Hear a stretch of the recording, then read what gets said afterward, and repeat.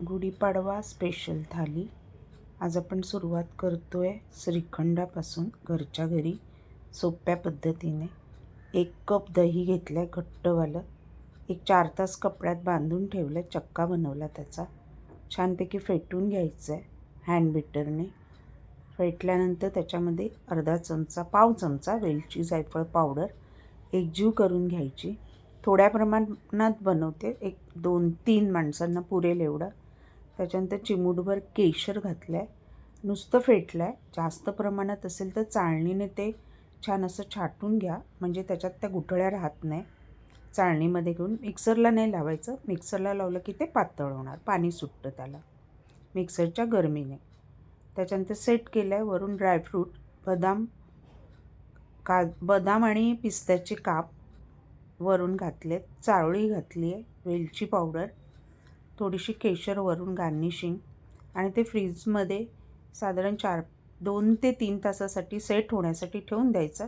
छानपैकी बाहेर विकत आणतो तसं श्रीखंड घट्ट असं तयार होतं आणि स्वस्तही पडतं, म्हणजे परवडतंही घरच्या घरी.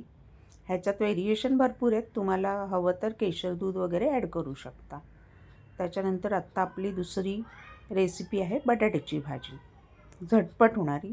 3 बटाटे छोटेवाले बॉईल करून घेतले आहेत. तेलामध्ये पाव चमचा राई, पाव चमचा जिरे, पाव चमचा हिंग, 2 हिरव्या तिखटवाल्या मिरच्या, कढीपत्ता, 1 कांदा बारीक चिरून छान असा गुलाबी होईपर्यंत तेलात परतून घ्यायचं आहे. आलं थोडंसं अर्धा इंच बारीक चिरून, आणि ते छान खरपूस गुलाबी रंगावरती परतून घ्यायचं आहे आपल्याला. आणि बटाटा आपण बॉईल करून घेतलेला आहे. त्याच्यातच मीठ चवीप्रमाणे ॲड करूया. कोथिंबीर, हळद पाव चमचा,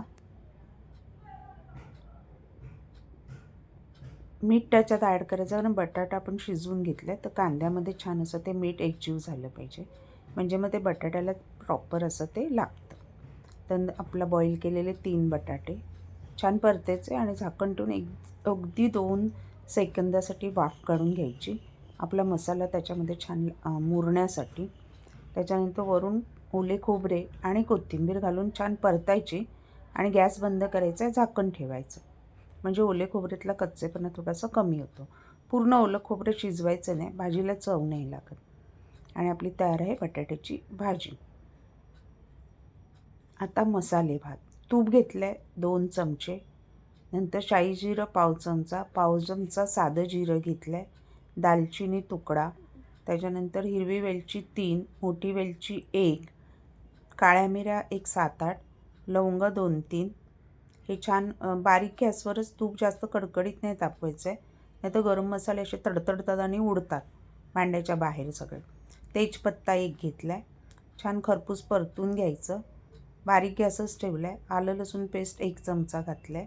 हे सुद्धा थोड्या प्रमाणात, अगदी छोट्या वाटीचा तांदूळ घेतला आहे मी आणि तो भिजत ठेवला आहे चांगला 15-20 मिनटं. आलं घेतलं आहे 1 अर्धा इंच बारीक चिरून.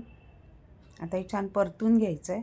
ह्याच्यानंतर 1 टोमॅटो, 1 कांदा त्याच्यात तुपातच परतायचं आहे. तुपाऐवजी तुम्ही तेल वापरू शकता, पण मसाले भात तुपामध्ये खमंग असा छान लागतो. मीठ चवीनुसार ऑलरेडी त्याच्यामध्ये ॲड केलं आहे. मसाले परतताना मीठ टाकलं ना तर चव येते मसाल्यांना. हिंग पाव चमचा ॲड केलं आहे. आता हे छान शिजवून घ्यायचे. हळद पाव चमचापेक्षा थोडी जास्त. नंतर ह्याच्यात मेन जो मसाला जातो तो गोडा मसाला. गोडा मसाला म्हणजे सगळे गोडे मसाले आणि सुकं खोबरं एकत्र करून भाजून जो दळला जातो तो गोडा मसाला. कढीपत्ता त्याच्यामध्ये. नंतर लाल तिखट आपण 1 अर्धा चमचा घालणार आहोत, कारण गोडा मसालाही तिखट असतो, गरम मसाले असतात त्याच्यामध्ये. आणि छान सगळं परतून घ्यायचं आहे. लाल तिखट अर्धा चमचा, कारण 1 छोट्या वाटीचे तांदूळ आहेत. साधारण 2 ते 3 माणसांना पुरेल एवढा आपण राईस बनवतो. एक बटाटा घेतला आहे, त्याची साल काढली आणि चिरून घेतला आहे. वाटाणे घेतले साधारण छोटी वाटी. एक छोटा बटाटा आणि वाटाणे. तुम्हाला भाजी माझ्याकडे ह्या 2च घरात अवेलेबल होत्या. फ्लॉवर, गाजर वगैरे पण तुम्ही घालू शकता. मी काजू घालते साधारण अर्धी वाटी. हे आपले साधे काजू आहेत रेग्युलर, ओले काजू वगैरे नाही आहेत. आता हे सगळं मसाला आणि भाज्या तेलात त्या छान तुपामध्ये परतून घ्यायच्यात खरपूस एकदम. त्याच्यानंतर आपले तांदूळ. तांदूळ मात्र सुगंधी घ्या. मी बासमती घेतला आहे. आंबेमोहर पण चालतो, कोलमही चालतो, साधाही चालतो, पण सुगंधी तांदळाने मसाले भात अप्रतिम होतो. तांदूळ एक 15-20 मिनटं भिजत ठेवून मी गाळत ठेवले होते. गाळून घ्यायचे छान तांदूळ आणि त्या मसाल्यामध्ये छान असे परतून घ्यायचे. त्याच्यानंतर पाणी एकीकडे मी बॉईल करायला ठेवलं आहे. जेवढे तांदूळ होते त्याच्यात 3 ते 4 पट पाणी घालायचं आहे. म्हणजे एक छोटी वाटी तांदूळ होते तर 4 वाटी पाणी पकडा तुम्ही, त्याच्यात ॲड करावं लागेल. तुमचा तांदूळ जुना नवीन कसा आहे त्याप्रमाणे पाणी ॲड करा. झाकण आत्ता नाही ठेवायचं आहे. थोडा तांदूळ शिजला, पाणी थोडं कमी झालं की भात छान असा परतून घ्या.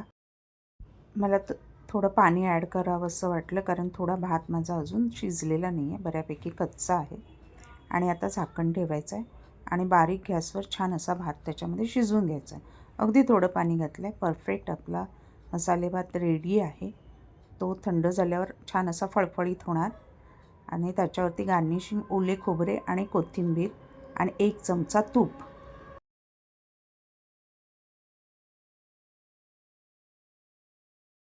तयार आहे आपला खमंग मसाले भात. आता पुरीकडे वळूया. पुरीसाठी मी अर्धा कप गहू पीठ आणि 2 चमचे रवा घेतला आहे. मीठ चवीनुसार आणि तेल 2 चमचे घालून ते तेल छान एकजीव करायचं आहे पिठात. रवा घातल्याने ना पुरी खस्ता होते आणि फुगते चांगली. आणि हे पीठ आहे ना थोडं घट्ट मळायचं आहे कारण आपण तेल लावून लाटणार आहोत. पुऱ्या कधीही तेल लावूनच लाटायच्या, पीठ लावून नाही लाटायच्या. मग ते तेलामध्ये पीठ जळतं आणि तेल काळं होतं आणि ते पुऱ्यांवर येतं आणि पुऱ्या काळ्या होतात. आणि अगदी मी 4-5 पुऱ्या होतील एवढंच पीठ मळलं आहे.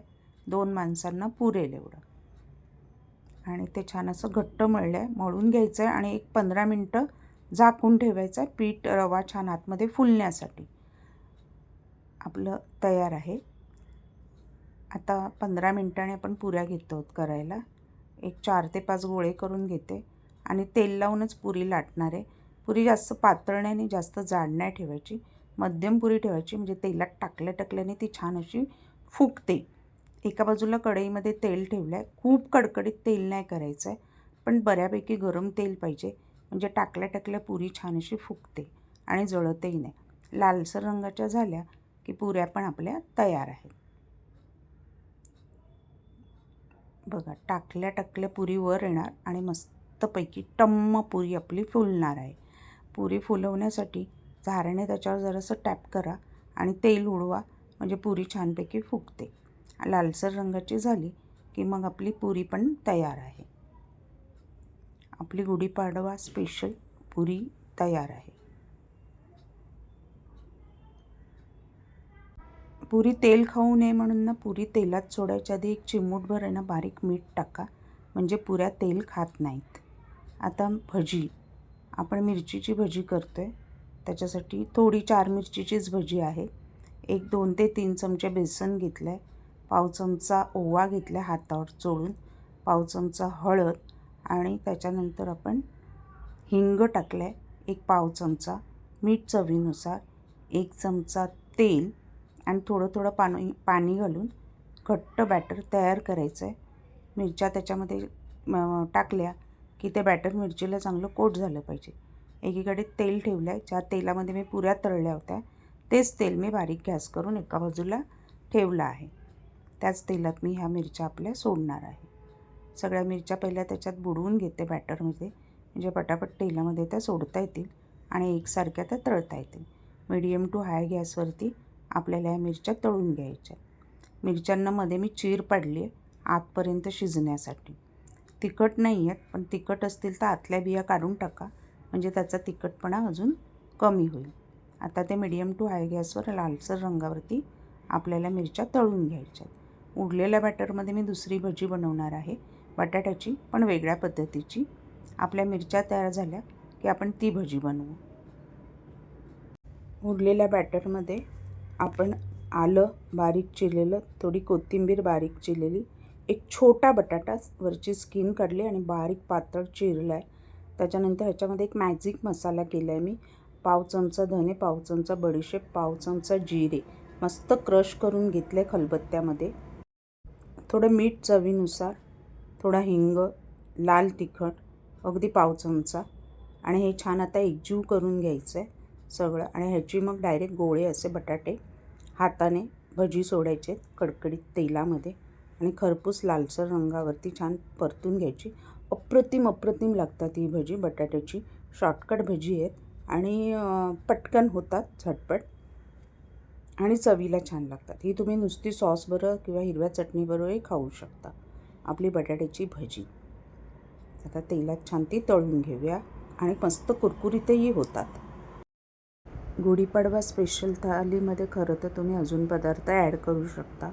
वरण भात, मऊ भात, पिवळं वरण मुगाचं, त्याच्यानंतर एखादी उसळ, अजून एखादा गोडाचा पदार्थ, खीर किंवा शिरा, म्हणजे ती मस्त हेवी आपली गुढीपाडवा स्पेशल थाली तयार होते. ही सिंपल मराठी घरगुती मराठमोळ्या तयार होणारी थाली आहे. प्रत्येक घरात तयार होणारी भजी तयार आहेत. पितळेच्या ताटामध्ये मी केळीचं पान बरोबर गोल असं कापून घेतलं आहे.